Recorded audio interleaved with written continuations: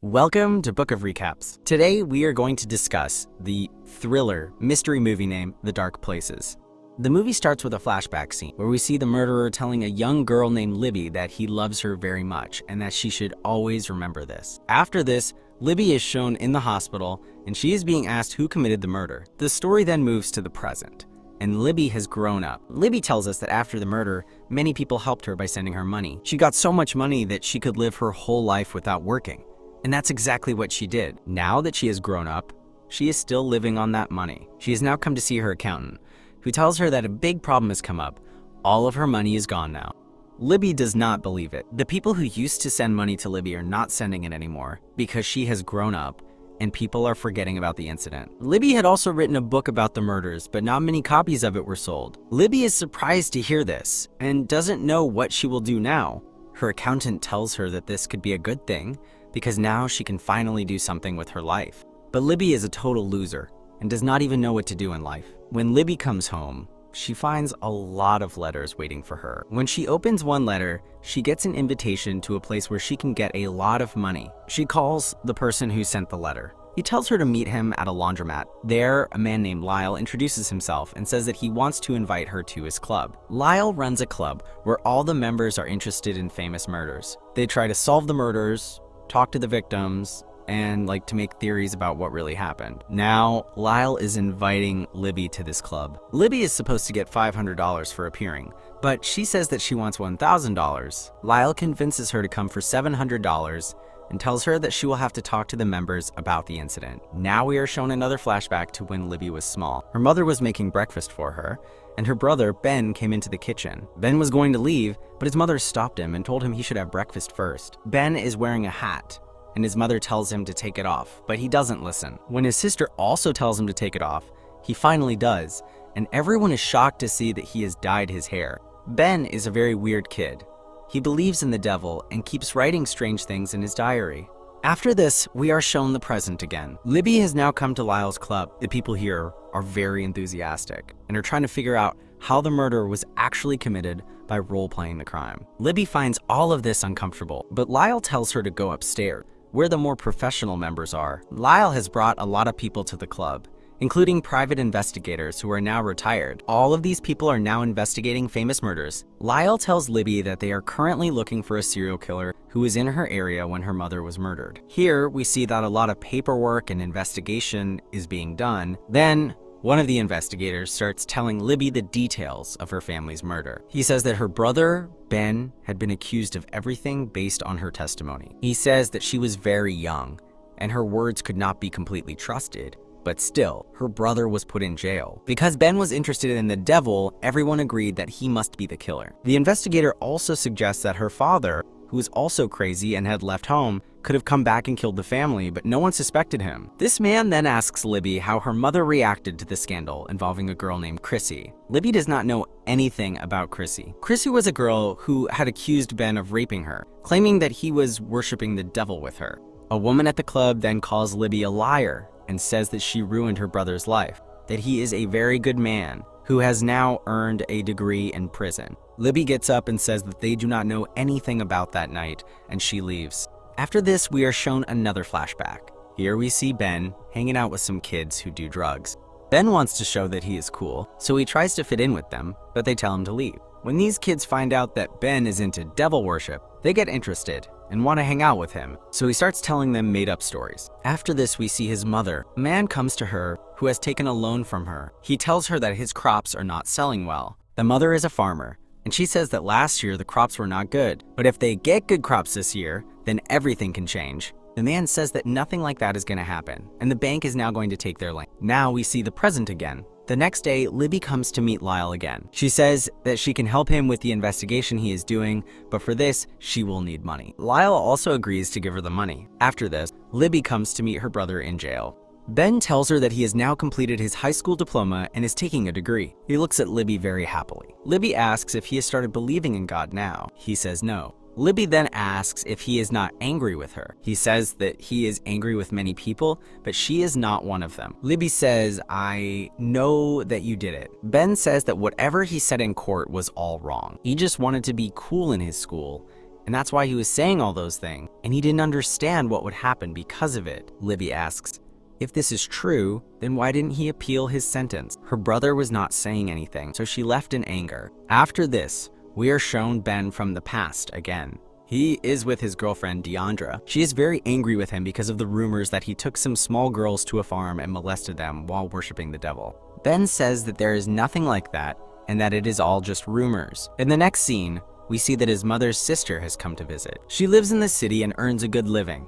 The mother is now telling her about all the problems in the city and how upset she is about Ben. Meanwhile, Ben's girlfriend, Deandra, is pregnant, and now they are planning to run away. But they have money problems. Deandra's brother tells her that she can get money from Ben's father, who he thinks sells drugs and might have money. In the present, Libby explains to Lyle that her brother's testimony could be wrong because at that time, there was a trend of devil worship and all the children were making up stories about it. Ben was charged with molesting small girls, and one of them was named Chrissy Cates. Now that Libby knows about it, she gets Chrissy Cates' number from her mother. We see again in the past that the principal has called Ben's mother. Ben has told her what he did. She starts crying.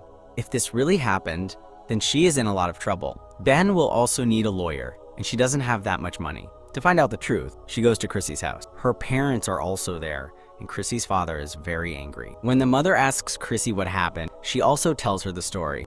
The mother feels that she is not a good mother. All the problems in her house continue, and she thinks that's why Ben must have done it. Sometimes she feels that she should commit suicide, and if she does, everything will be fine, and her sister can take care of her children. But her sister tells her not to say that she is a good mother and always takes care of her children. Then she is shown in the present, and Libby comes to meet Chrissy. When she asks Chrissy everything, Chrissy tells her the same story, but Libby recognizes that she is lying and doesn't believe it. Libby feels that the one who killed her family might have been Chrissy's father. After talking to Chrissy, Libby finds out that she needs the address of her own father. Chrissy asks for $50 for the information, and Libby gives it to her. Now let's look at the past. The father of all the children came to the house. There was a fight between the father and the mother.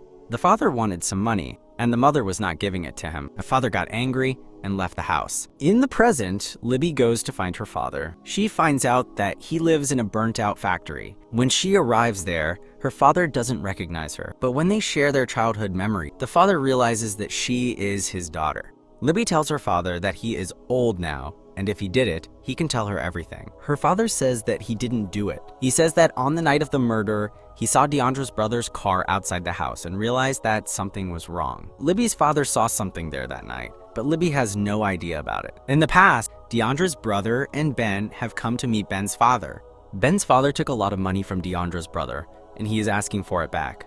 This money is for Ben. Ben meets his father and says that now he is going to be a father too.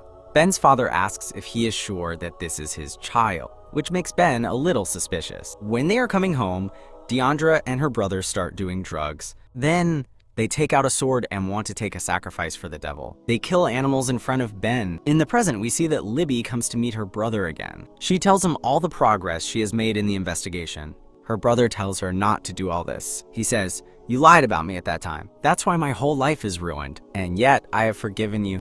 I don't think it's right that you are doing all this." Ben doesn't believe that their father did it. He asks Libby if she really has any doubt that he did it. Libby says yes, because their family is very bad. She says, "I have also hurt people. Sometimes I think these things are in our genes." Her brother tells her, "I used to think I was the one in prison, but you have become a prisoner in your own imaginary world." This is also true. Libby has never been able to get out of the shock of that night. Then we are shown a flashback. The mother asks her daughters if Ben ever touched them in a wrong way. All her daughters say that nothing like this happened. They just say he is very weird and has very wrong things in his room. The mother goes to see everything at night and finds Ben's diary, where a lot of things related to Satan are written. Meanwhile, Chrissy, the girl who lied, comes to meet Libby to give her her father's address. She also tells her the truth. Chrissy says that when she was young, Ben used to teach her, and she had a crush on him. When she told him, he rejected her, but he always treated her well and never did anything wrong with her. She was angry with him for rejecting her, so when stories about girls being molested were on TV, she told the police that Ben had done it to her too. But actually, nothing like that happened. Libby feels very bad for his brother. Then we look closely at another flashback where a man has come to meet his mother. The mother is making a deal with him to get rid of all her troubles. Now we see the present again. Libby and Lyle come to meet Deandra's brother. They ask him about Deandra. and he says that she has been missing for 25 years. They find out that Deandra had another name. Now they know that she was missing because no one knew her real name. When Libby searches for Deandra's new name, she finds her address. Then we see the past again. Deandra is pregnant and tells her boyfriend Ben that they should get out of there. Ben has some money at home that he can bring. Ben doubts her, wondering if the child is really his. She tells him that she only loves him. They go to Ben's house at night and come back with the money. In the present, Libby comes to meet Deandra. Deandra is surprised, but says that she always felt that Libby would find her someday. When Libby asks Deandra about that incident, Deandra says that she was at her own home then, and that Ben was going to go to his house and bring all the money. She says they were about to run away, but he didn't come home until morning, and she found out about the murders in the morning. We then look at the past and see that what Deandra was saying to Libby was a lie. Deandra and Ben have both come to Ben's house. In the present, Libby goes directly to the bathroom. There, she sees that her mother's necklace is with Deandra. She gets suspicious. When Libby comes down, Deandra's daughter hits her on the head, and Libby becomes unconscious. In the past, when Deandra and Ben were at home, Ben's elder sister had come there. She started screaming, and Deandra started strangling her. Then a man came to the house. The man whose mother was dealing with was the same man. He came inside and killed her. Ben was screaming. Deandra killed his sister. The man who killed his mother also killed his younger sister. Libby had escaped from here. When the killer left, Ben found out that Deandra had killed his sister. She told him that they don't have to tell anyone about this, and they will also get his mother's insurance money. With this money, they can start a good life. Deandra then told Ben to go and kill Libby. Libby was hiding in a place. He went to her and told her not to come out of there. He had saved Libby here. Now we know why Ben was not saying anything in prison. Deandra and her daughter are his family. He didn't want to get her in trouble. If he told the truth, Deandra would go to jail. And what would happen to her daughter?